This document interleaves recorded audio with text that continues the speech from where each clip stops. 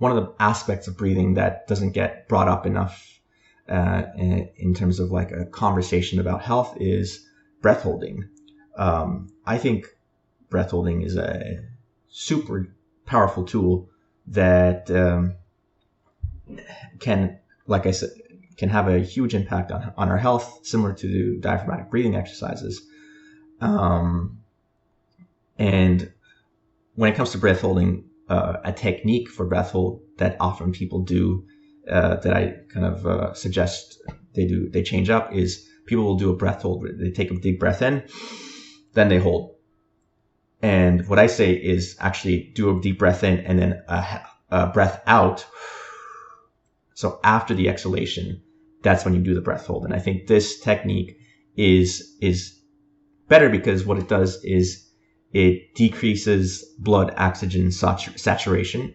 So the amount of oxygen in the blood decreases more significantly by doing a breath hold that way than by doing it after the exhalation than doing it before the exhalation.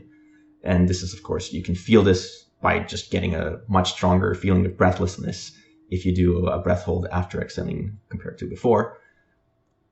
And so decreases oxygen levels more, but it also increases carbon dioxide concentration more. And why is this important?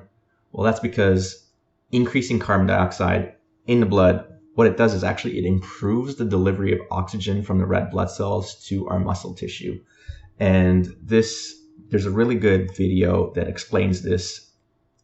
I'll link that in the description, but it's on YouTube. It's called the Oxygen Dissociation Curve Explained, Bohr Effect. And it's this man named Patrick McEwen who talks about the oxygen dissociation curve and does a really good job of explaining how slow, deep breathing, while it increases the level of carbon dioxide in the blood, that's actually really good because increased carbon dioxide levels promote hemoglobin, which is the oxygen carrying molecule in our blood, to release the oxygen to our muscle tissue, which is where it needs to go, right? We need our muscles to get the oxygen. If it's just in the blood, it's not really doing anything. The blood's the delivery mechanism. It needs to be delivered to the muscle tissue for growth and repair. And so high carbon dioxide levels in the blood will improve that delivery mechanism of oxygen to muscle tissue. And so that's one aspect of it. And then lowering blood oxygen, why is that good? Well, generally it's not, right? Like we need oxygen, like I already said. So lowering blood oxygen is not necessarily the best thing, but that's only if it's like a chronic thing. If it's just acutely you're lowering it, then it's more of a hormetic effect, and it's something that the body can respond to. And you can basically if you do it for a short period of time and you lower the blood oxygen saturation by breath holding, what you're doing is you're kind of stimulating the body to generate more red blood cells. And it does so through the release of this hormone called EPO. I believe the kidneys are responsible for releasing EPO.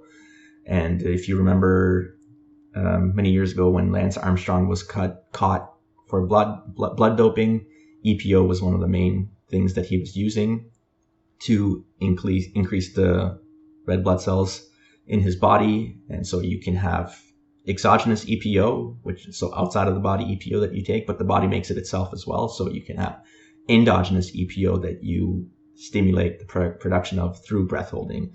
And so with more red blood cells, in theory, you carry more oxygen, and therefore by carrying more oxygen, you can improve your aerobic capacity. And that's what we're really talking about, right? Like going back to the question is, what physical capacity would you like to enjoy as an elderly person? Then one of the answers is you would like to have good aerobic capacity as an older person.